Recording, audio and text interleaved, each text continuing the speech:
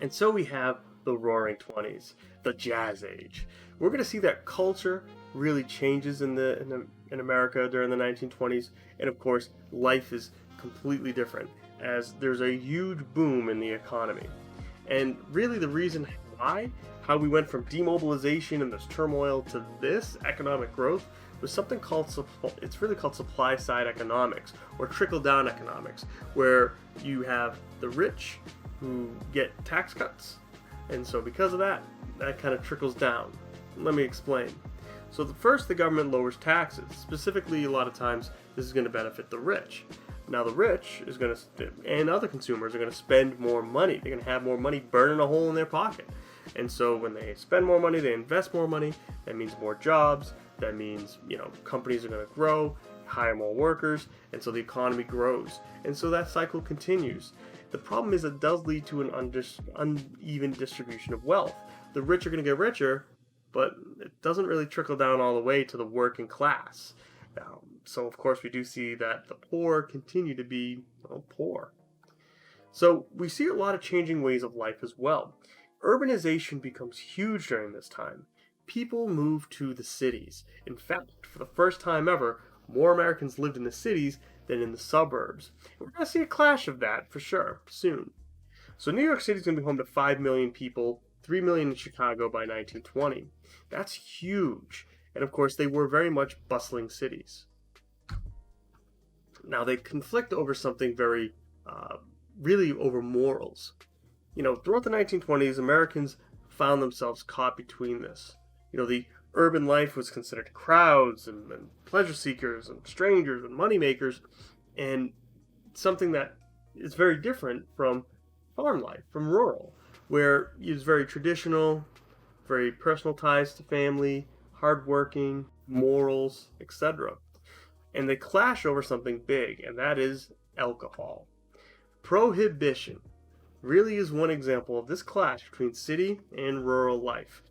The 18th Amendment, to be honest, does become one of the biggest, and I mean biggest, issues of controversy throughout the 1920s. This amendment is also known as Prohibition. It made it illegal to sell, make, or transport liquor.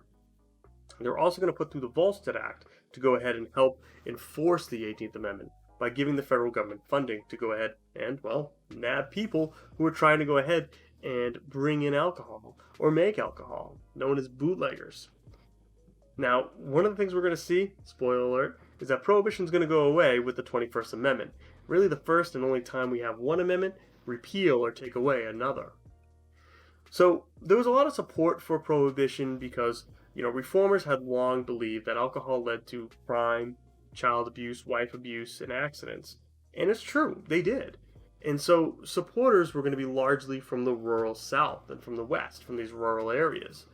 In fact, the church-affiliated Anti-Saloon League and the Women's Christian Temperance Union are both going to help push through the 18th Amendment. Because don't forget, at this point, states can allow certain states allow women to vote. So now they have a voice. It's for the first time.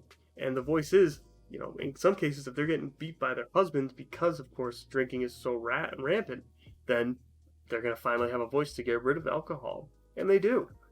In fact, you have posters that go around everywhere that support it, right? Help me to keep him pure. Vote against the sale of liquor. So, what we see sprout up are speakeasies and bootleggers. So many Americans didn't believe that drinking was a sin. In fact, most immigrant groups, that was part of their customs. They're not willing to give that up. It's very common for Italians to have a glass of wine with dinner.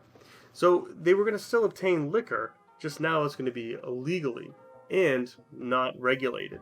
So they'd go to these underground hidden saloons called speakeasies, or, where you ever see, like, there'd be like a door and be like a little like slider. So what's the password? Like, that could be one thing. There could be other ways as well that you get in, whether you know something or know someone or something like that. But they were hidden. They were underground. And bootleggers are going to be people who smuggle in the liquor, and then people are going to buy that. They're going to smuggle it from Cuba, Canada, West Indies, places where, well, alcohol was still very legal. And of course, there are going to be people who make it as well. So Prohibition goes ahead and actually contributes to the growth of organized crime. Now, Al Capone's probably the most famous of these bootleggers, or gangsters, but he wasn't the only one. You had Lucky Luciano. You had, in New York, you had King Charles Solomon in Boston. You had Bugs Moran, another one who was in Chicago. Capone really does take control of the liquor. Probably definitely the most famous because he was definitely the most successful too. He killed off his competition and really controlled all the liquor in Chicago.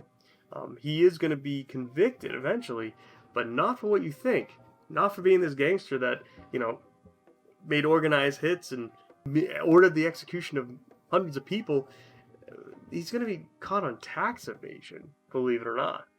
One of the most famous instances with Al Capone is, of course, the St. Valentine's Day Massacre, where he does go ahead and, in a garage, his men mows down a whole bunch of people, a bunch of gangsters working for Bugs Moran.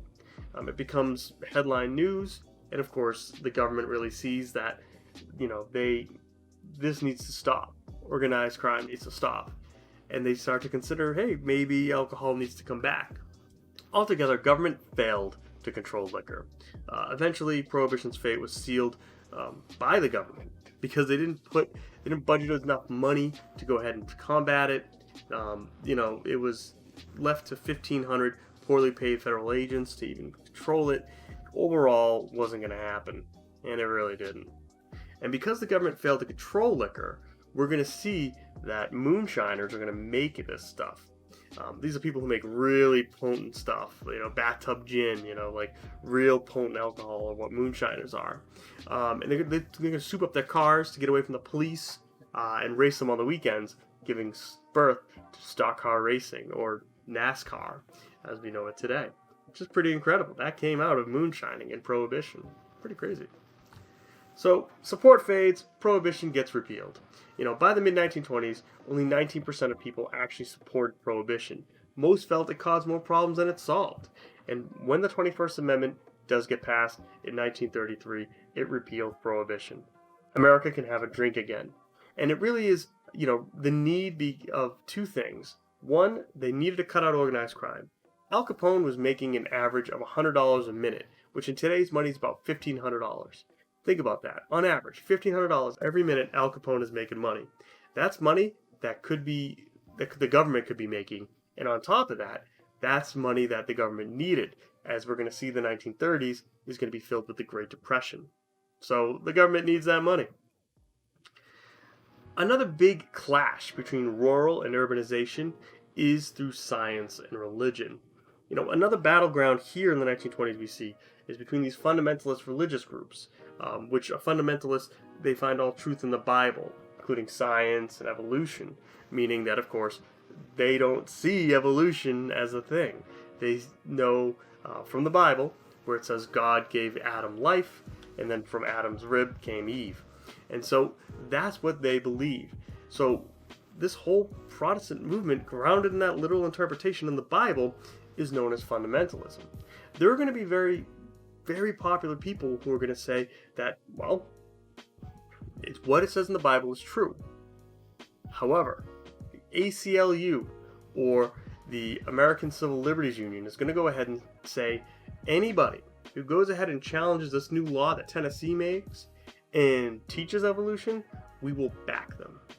Because that's right. As crazy as that sounds, March 1925, Tennessee passed the nation's first law banning the teaching of evolution.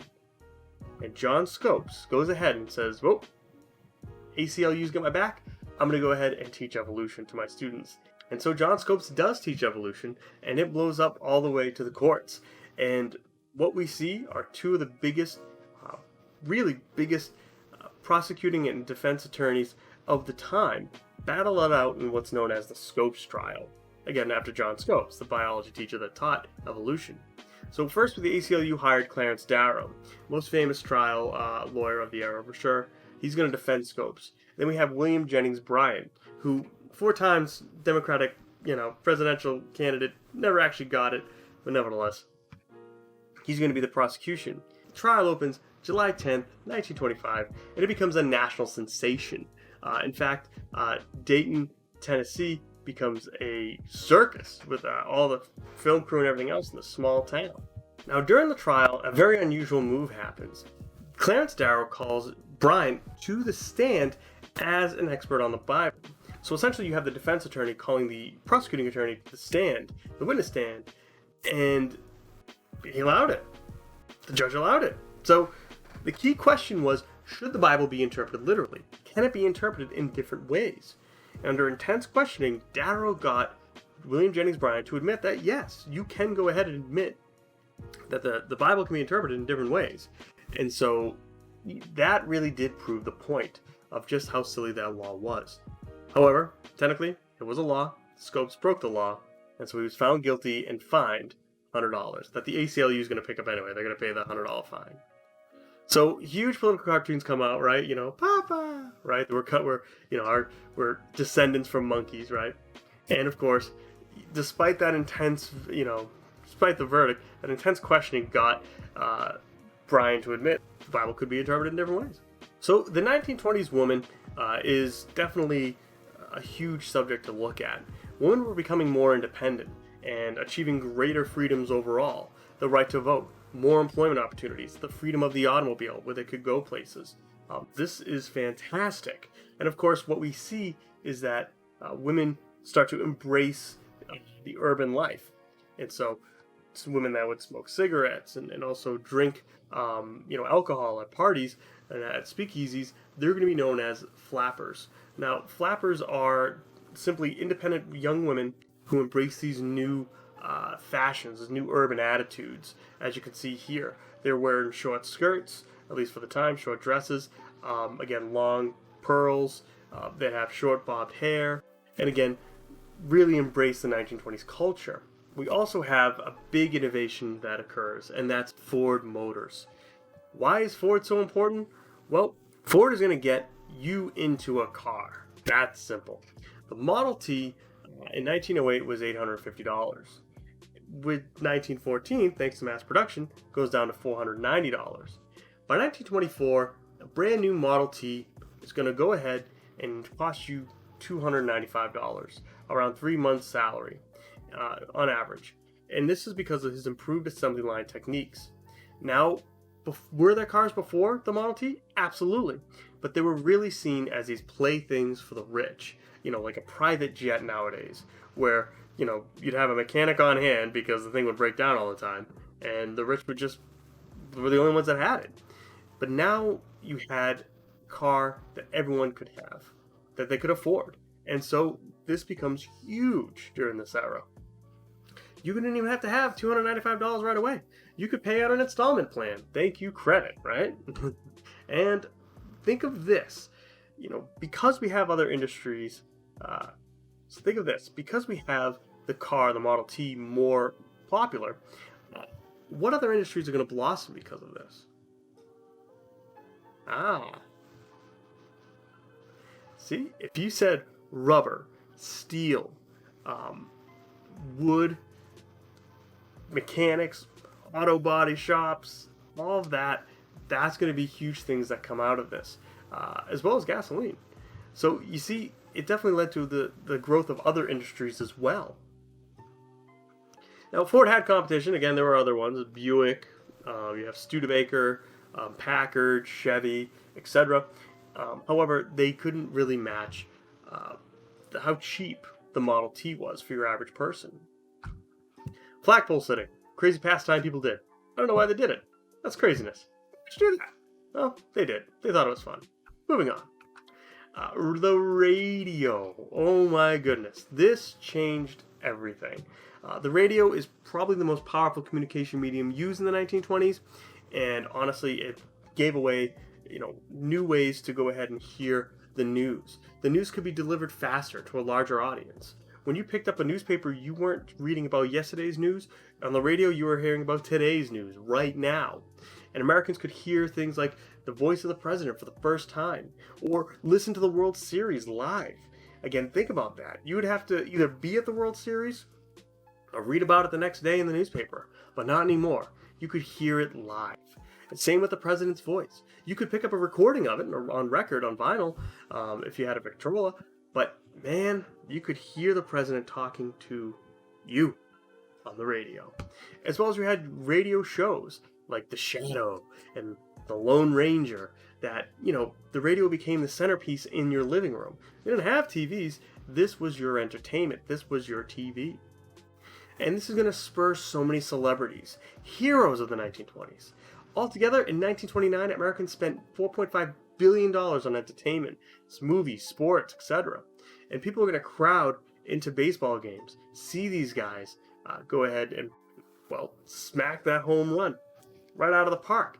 I mean, Babe Ruth was huge. He was larger than life as an American hero. First on the Red Sox, and then after some horrible trades to the New York Yankees, where we went a curse for a number of years. But that curse of the Bambino's been broken, so we're good now, right? We're good. And probably one of the most incredible athletes of modern sports is Jim Thorpe, considered to be probably the most versatile athlete as well. He won Olympic gold medals in 1912's pentathlon, decathlon, played American football, college and professional, baseball, basketball. He did it all. And he was Native American as well, which, again, Native Americans didn't have citizenship then. So he is going to go ahead and be very successful in the early 20th century until the Great Depression hits. And much like many others, he struggled through the Depression and poverty. He succumbed to alcoholism, and he died a number of years later. Very sad. You have Charles Lindbergh and his very famous flight across the Atlantic. Again, he makes that first nonstop flight across the Atlantic. He took off from New York City on board the Spirit of St. Louis and arrived in Paris 33 hours later to our hero's welcome. And Amelia Earhart is going to be the first woman to fly across the Atlantic Ocean. Unfortunately, a few flights later, we know what happens. She disappears without a trace, and we still don't know what happened to her. And also, Lindbergh also had some controversy as well. His baby was kidnapped and held for ransom. To this day, we still don't know what happened to the Lindbergh baby. All right, we have entertainment and arts. Even before sound, movies offered an escape through romance, comedy, horror, so many different genres. Some of the most amazing movies come from this era. We have the first talkie movies, such as The Jazz Singer in 1927, where they actually had a movie with sound. The only sound parts were the musical parts in that movie, but that's obviously going to expand. We have the first animated with sound, which is Steamboat Willie. Again, very famous, the debut of Mickey Mouse. And by 1930, millions of people are going to spend millions of dollars on entertainment, on movies each week. In fact, we have the entertainment industry is going to be one of the most flourishing industries during the Great Depression, because sometimes people just needed to pay 10 cents to just forget their worries and see a movie. Newspaper circulation went up. Again, magazines are going to flourish. Again, by the end of the 1920s, we have huge amounts of magazines that are still around today. Reader's Digest, Time, going to have over 2 million circulations, meaning 2 million subscribers. That's amazing back then. In advertising, that's going to be huge during this time. It's so huge. It's going to be on billboards, radio. And again, we have ads everywhere today, right? Maybe there's an ad before this video. Who knows? There's ads everywhere. Again, ads would play on people's fears, though, and consumers hoped to sell the product. They were colorful in some cases. They had a lot of information in other cases. Women were a big audience for these campaigns as well, as a lot of times they're the ones that did the shopping for the household. So it was very interesting to see that dynamic as well. And of course, we have some unfortunate stuff as well during this era. The Immigration Act of 1924.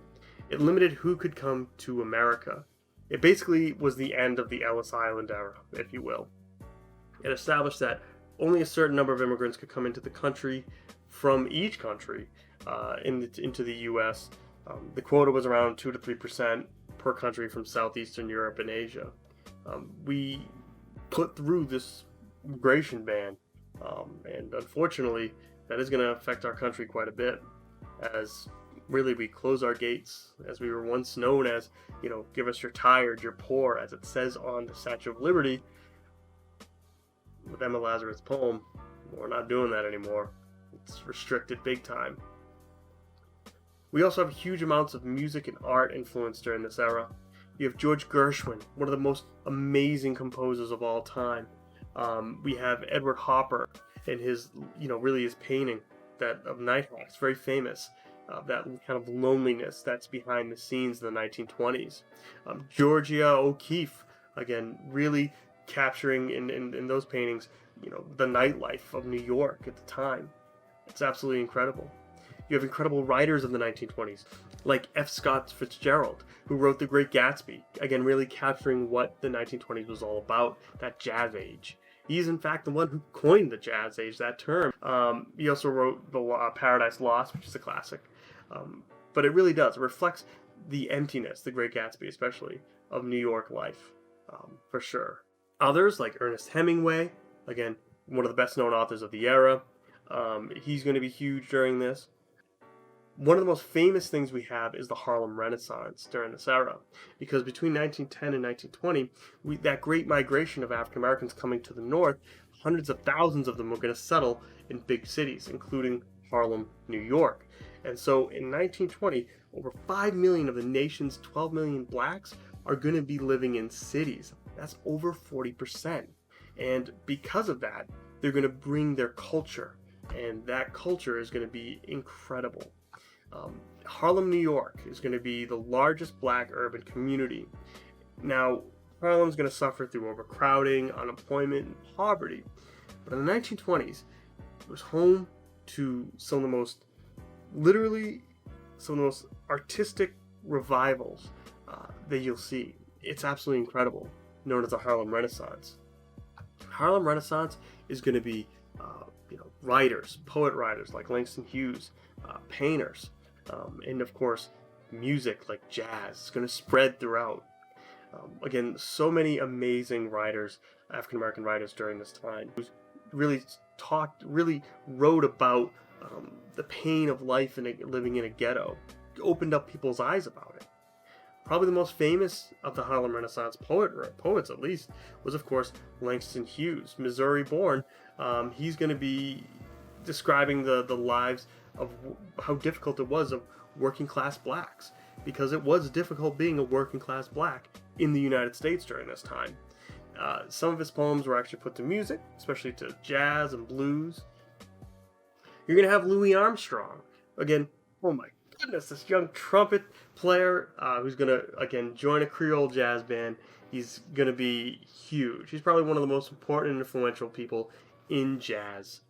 He is an absolute incredible artist. And of course, he had his rise during the Harlem Renaissance. Then you have the Duke. Oh my goodness. Edward Kennedy, again, or the Duke Ellington. The Duke. He's a jazz pianist. He's incredible. He's going to lead a 10-piece orchestra at a very famous club called the Cotton Club back then. He's going to be renowned as probably one of America's greatest composers. He was simply incredible during this time. And then, of course, you can't forget about Bessie Smith. Oh my goodness, one of the best blues singers of the decade. Clear winner here. She achieved that popularity in 1927 as being one of the highest paid black artists in the world. She was incredible. And again, it goes to show blacks took the negativity that they faced, that discrimination that they faced, that is hard for any of us to even imagine. And they took it and they talked about it through poetry, through music, and they expressed their struggles through art. And honestly, it's an incredible thing. And ladies and gentlemen, that's your 1920s in a nutshell. So, thanks for joining me today, and I'll catch you back in the classroom.